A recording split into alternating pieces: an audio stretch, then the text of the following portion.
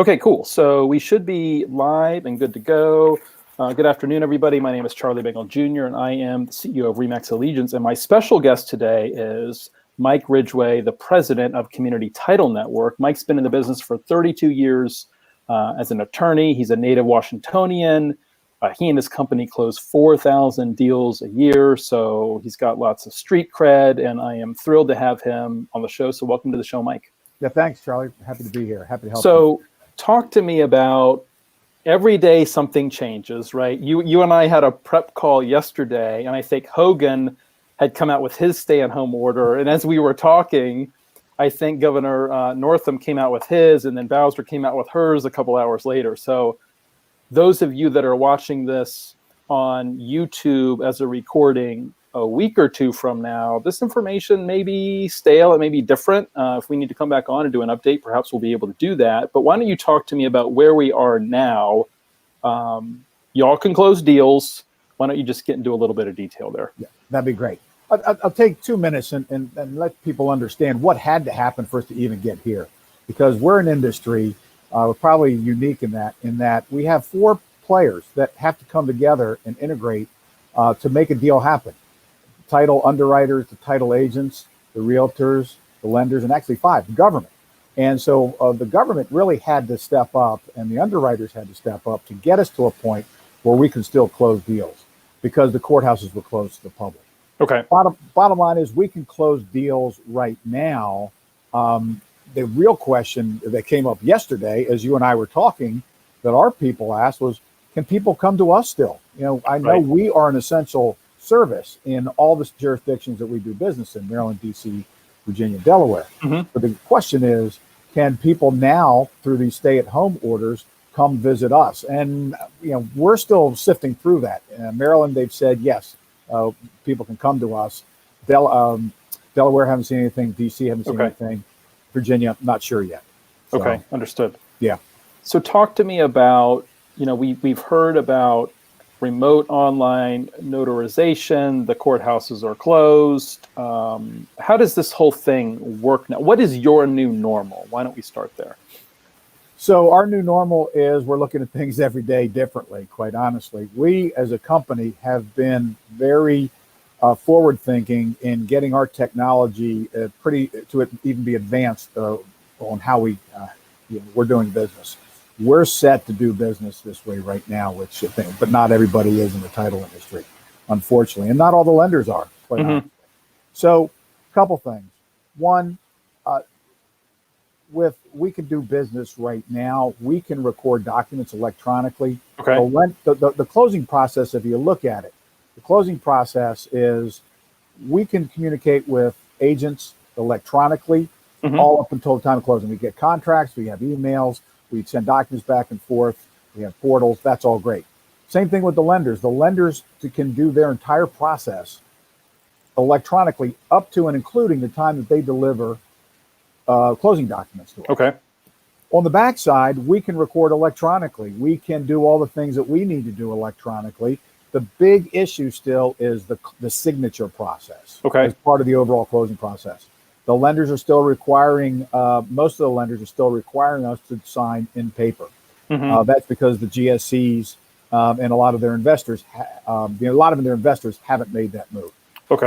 That's where the world is going, is how everyone's looking at how we can push this electronicization along. One of the aspects that we can do is the remote online notarization. Virginia was the first state in the whole country that passed it in 2011. Okay. But the technology didn't exist. The technology was created 4 years ago. Now, with the underwriters waiving the conditions, there's 22 states in the country that had passed remote online or RON notarization laws. An additional 10 or 11 governors have implemented emergency RON requirements or directives to allow this to happen in the states where they had not yet passed legislation. So now we're up to 32 states. Of the states in this area, Virginia, we can do it. Maryland, we can do it now because the governor passed an executive order, and the law goes into effect anyway, October 1st. Okay.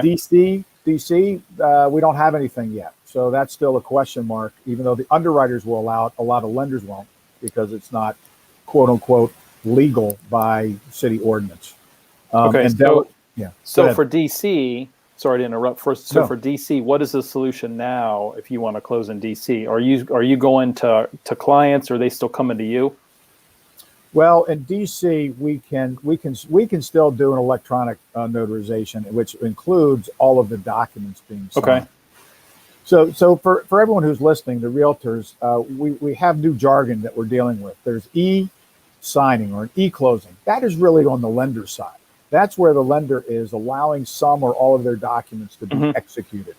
On the closing side, you might hear it referred to as an e-closing, but it's really a remote online notarization. That's the key piece to allow us to do a virtual closing. Okay. So it's really two different things. But one e-sign bleeds into the remote online notarization. We're set up so that we can take a lender's documents and go ahead and digitally tag them if the lender allows it, and we could put them into our closing process digitally and have the borrower sign those as part of the remote online notarization closing session that's recorded. Okay. But not everyone is there yet. Our whole industry is really struggling in that regard. But that's where the world is going. That's where we're going to be, honestly, next week. Some people in Virginia can do this already. There's only a handful of title agents. And we have to work with the lenders. The lenders have to allow it. So we don't have all the answers right now. We're really working hard with the lenders to try and get all those answers. And it's going to be on a lender by lender basis, quite honestly, because of their investor. The GSEs, Fannie and Freddie, they do allow e-notes. And there's only about 30 lenders across the country that are registered with MERS, the Mortgage Electronic Registration System, where they register these notes. So there's still a lot of work that has to be done on the title agency side and the lender side for us to have any appreciable volume to be able to get these closed like this. Okay. So this is a wake-up call to the industry, similar to it's been a wake-up call for agents. I should have been doing virtual tours. I should have had the 3D Matterport. I should have had the floor plan, and now it's kind of a mad scramble, it seems like, in all parts of the industry, and the world, really, regardless of what industry you're in, to maybe do a little bit of what we wished we would have been doing all along. And the technology side for you guys is, I think, between you and the lenders has always kind of been lagging, as you said, yes? Right. Okay. It's because everyone's in their own silos. Everyone's trying to meet the upswings in business or worry about the downswings. And the technology has been around for 4 or 5 years. No one's taken advantage of it. MERS has been around for, I think, 20 years. Okay. But I can tell you, talking to the MERS people that I happen to know and listening to some of their webinars recently, there's a long line of lenders getting in line to do that.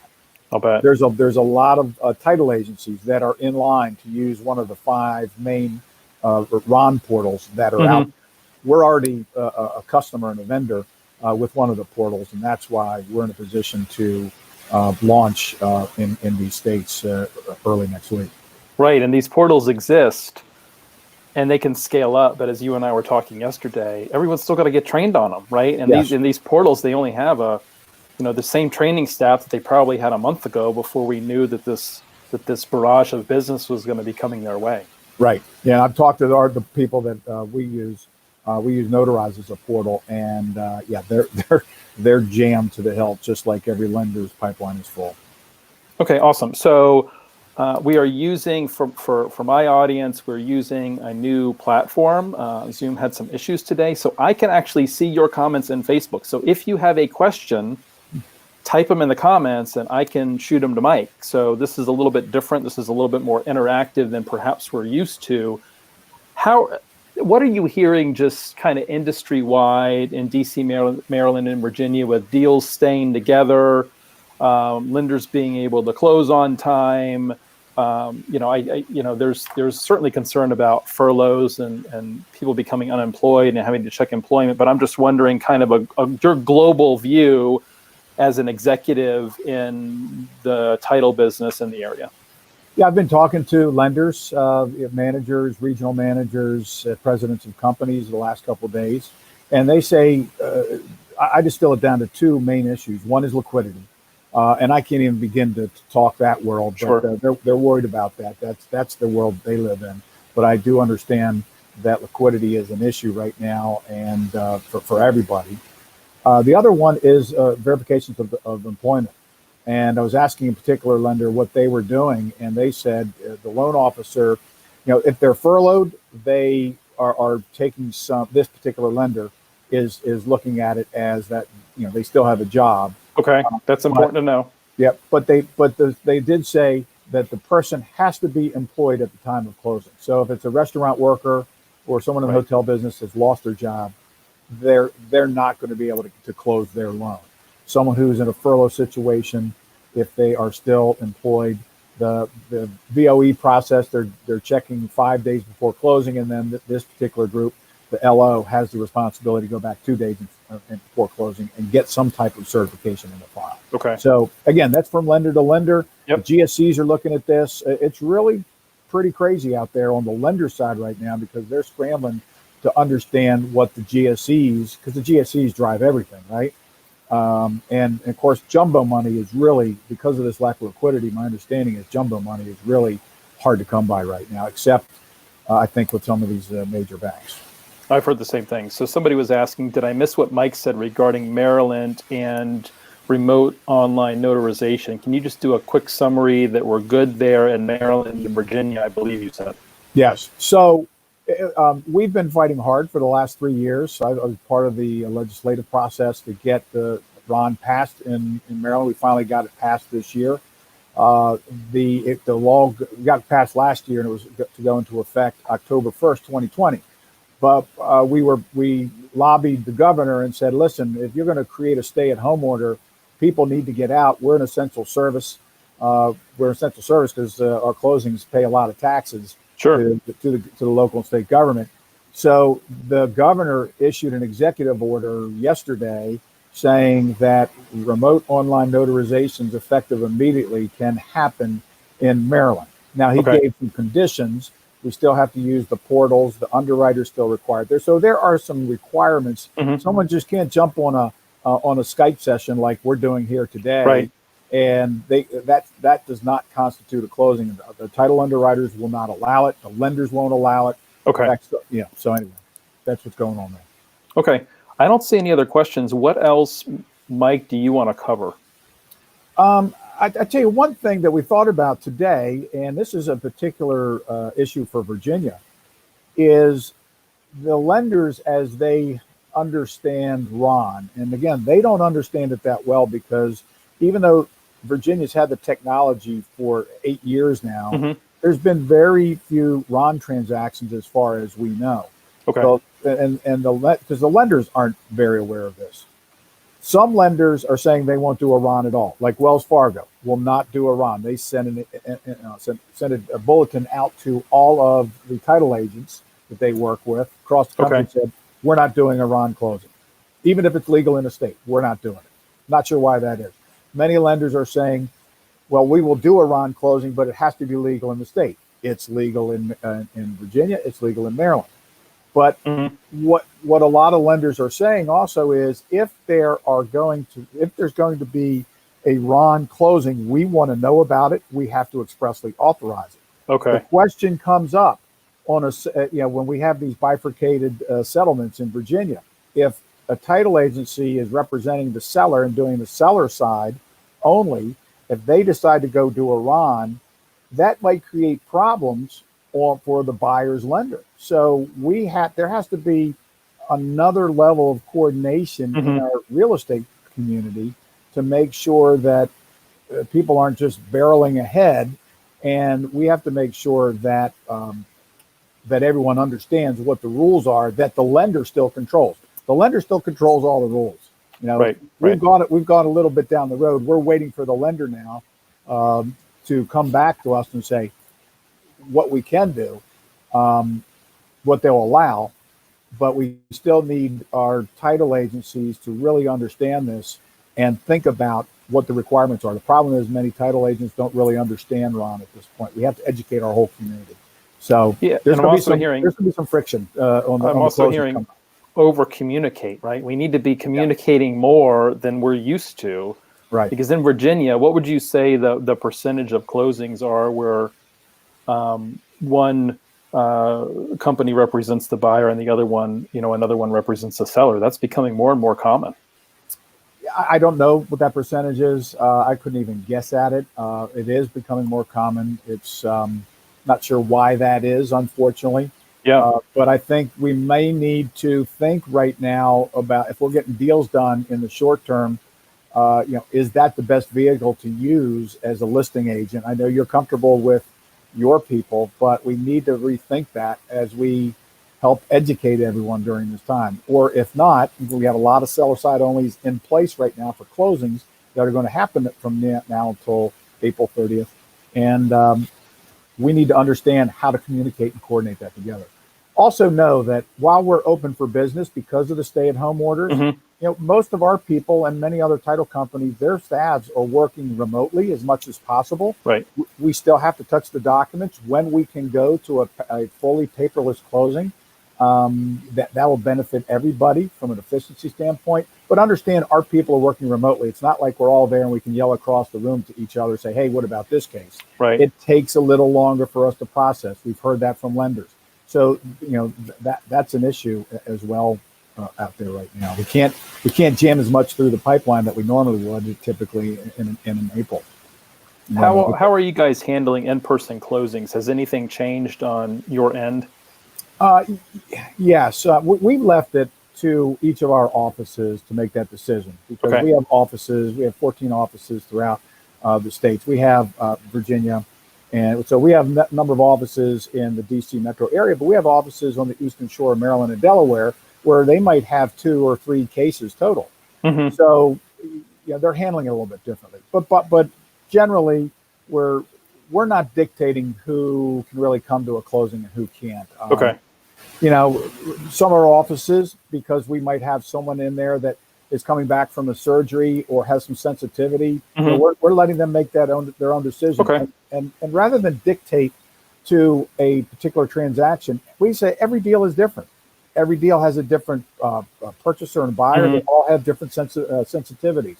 So let's make those decisions about how people feel comfortable. That's basic. We've done everything from letting someone come in and we'll be in a different room and we're on a video chat where underwriters have said that's okay when we watch people sign it. To being in the same room. It all depends on the people's sensitivities. Okay, so you guys have adjusted to make your staff and the customers in a given transaction most comfortable, which makes sense. Yes. Yeah. Okay, good. How has, you covered this a little bit, how has courthouse closings affected recordings? You kind of covered that. If you want to go back and do it again, that's cool. But then also talk to me about title searches. Okay. So the courthouses are closed to the public. We'll talk about title searches first, just because I'm a linear person, and that's the first thing in the process. The abstractors can still do their searches. They can search the land records online. Where we run into a problem potentially is if there is a judgment or a copy of a legal document that we need to get from the courthouses. We're not going to be able to just pull it from the courthouse because those typically aren't online. So that could create a problem in a deal. We may be able to get those documents by going to one of the parties. If it's a foreclosure case in Maryland, that is problematic because the foreclosure attorneys they don't have customer service. They're not customer service oriented to begin with.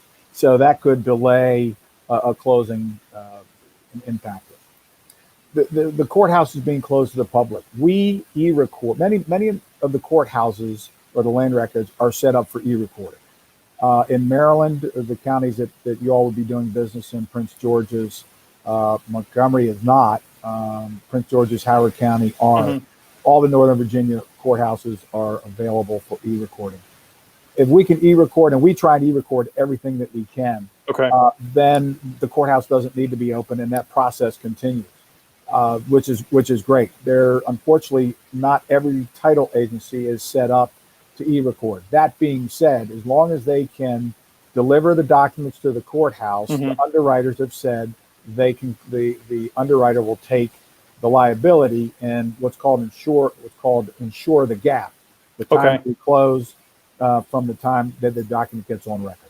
And we just in Virginia, we have to have the lender acknowledge that because we just need to have the lender know understand that we will be dispersing before we're recording, which obviously is contrary to Virginia law, but the underwriters are allowed us to do that. Right. And then I was reading in the Post, I think last night, that Montgomery County, they actually staff a door during some period of time during the day where they can accept. It just seems so, for Montgomery County being Montgomery County, it just seems so strange that, they unlock the door and I can like see this person hanging out there and collecting documents. It just seems so backwards. Well, it is. Maryland has a two-step recording process where we have to go to the county transfer tax office to pay the transfer taxes that are due, and then we go to the courthouse where they collect the balance of the taxes that are due, and we can record. Because of that two-step process, Prince George's County, we can e-record. They've done the system. Montgomery County hasn't gone through it. In fact, myself and about 30 of my colleagues were pounding on Montgomery County last week, 2 weeks ago, get your e-recording system set up. The technology is there, and hopefully they said they're going to get it done by sometime in April. We'll see. Okay, cool. But it doesn't stop us from closing Montgomery County. We can still close Montgomery County. A couple more questions have come in. Is there a master? Oh, this is a loaded question. Is there a master list of lenders that allow these types of closings? The answer is no. The answer to that is that's my next project. As I have been in this business for so long, I've gotten to know a lot of the management and executives at the local lenders. Sure. And the fact that we can remote online, that we can close using RON technology, we need to understand exactly what the lender will allow. Some lenders are saying, hey, all I need is a wet signed note. I'll let you electronically sign everything else. Beautiful. Okay. If we know that, then we can we're building a database for ourselves to be able to understand that so we can work efficiently with lenders when that time comes. Okay. What questions should we ask as listing agents to protect our sellers should we be getting a contract in and we want to ratify it? Wow, good question. I'll be honest, I've been so focused on the lender and title company relationship and all the things that are in the process of happening. It's such a fluid situation. I really haven't focused on that aspect of the transaction. I would say understand who the lender is going to be. That's probably at this time more important than anything because some lenders may not be able to deliver. Hopefully in this next stimulus package, the real estate lending is going to be addressed. It's my understanding that it will be, which will free up the liquidity in the market. But I think you just have to ask that question. Again, I don't know what the answers are, but you'll just need to really talk to your loan officers and ask that question before you use them as for that particular deal. Yeah, I think that's good advice. And most good listing agents call the buyer's lender and have a chat with that person. And I think now more than ever, calling them and asking just some questions, how are things going, just to get a feeling. Sometimes you can tell by hearing someone's voice if they're confident or not, right? Right. Exactly right. I would also say that, the choice of title agency is becoming more and more important along with your lender. Who can service you electronically, fully? Again, not everyone can. We can take the earnest money deposit electronically through an app called Zochem, where your buyer can be in their house and take a picture of it. It goes right to our escrow account, and we notify people automatically through emails once that process is completed. We are going to be able to next week to do all of our as many closings as are available for us to do online, provided the lender, we work things through with the lender. So I think that is important for everyone to understand. For those RE/MAX Allegiance listing agents who are on with us, who do a lot of listing, know that the Community Title Network, who has had a long relationship with you all through the settlement, we're in a position to handle a closing electronically. Know that you have that comfort. So maybe you want to say, really, I want to make sure this deal gets done. And I know the capabilities of this particular title agency, so we would like to use them for closing. I mean, it's a self-plug. There's no question about it. But I'm saying that because we know we can deliver a fully remote electronic transaction, and know our way around how to make that happen. Right. And I mean, here you are, 3 decades in the business, at least second generation in the business. Some of our audience is aware of that. So you're a player, you know the players so much better than maybe the little mom and pop one-off office that's, been okay over the years, but now they're in, completely foreign territory and how to deal with this. And that's just not that's just not the case with you guys. Yes, and there's just so much confusion, and I get it. We're all siloed in our own industries, trying to figure out our own worlds, but then we still have to come together and figure out at the next higher level. Right. And that is one thing that I've been focusing on. What's the next set of questions that we need to answer to get ahead of the curve, so to speak? And so I have been around for a long time, but that also helps us understand what we need to do, how to solve problems. Good. A couple more questions here, and I've not heard of this, so you're going to have to educate me.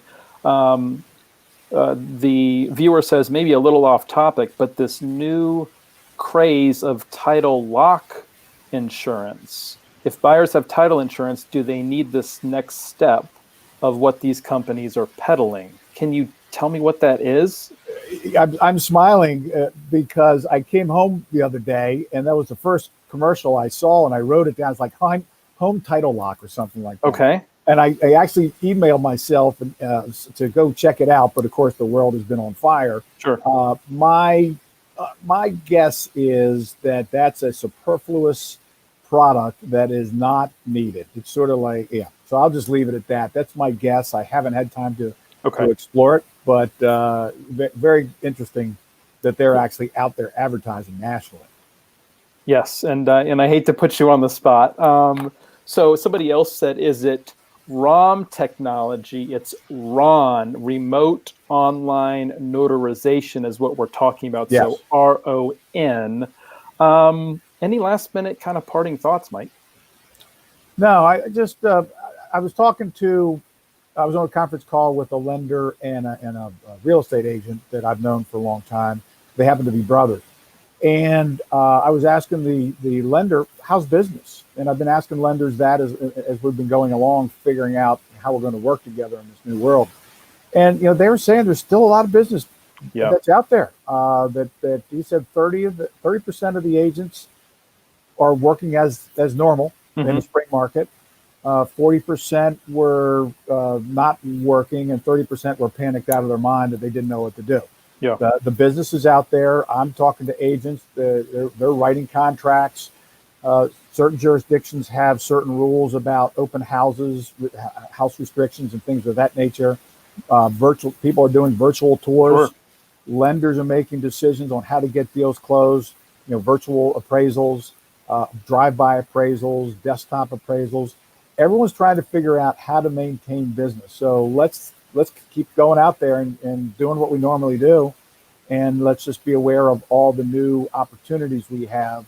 It's a shame that a world pandemic took us to the point to get us to do what we should have been doing for the last 4 or 5 years, is working electronically, not so much from a safety perspective, because this is going to create great efficiencies in our industries. It's going to create efficiencies for the realtors, the lenders, and certainly the title agents. And I know the realtors are worried about that last closing experience that you may not have.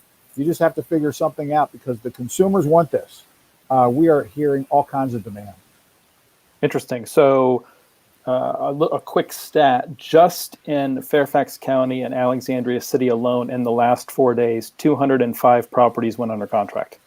Wow. Just in those jurisdictions. And I was hosting a group coaching call this morning, and we were talking about, is now the time to list this particular house in Fairfax? And the consensus of the group was yes, because we know what's going on right now. We don't know what's going to be going on in 2 weeks, 4 weeks, or 6 weeks. So theallegianceway.com, those of you that are watching, our entire video series is at theallegianceway.com. You just click on videos. This video will be there later today. Coach Amy Lassen's been doing sessions on how to list a home virtually, how to do a virtual open house. So our daily dose segments that have been at 1:30 every day for the last couple of weeks are going to continue. And hey, Mike, it's been a pleasure. I appreciate you coming on and taking some of these questions from the audience, a little unexpected, and put you on the spot. Anytime. Happy to help everybody. Have a great day.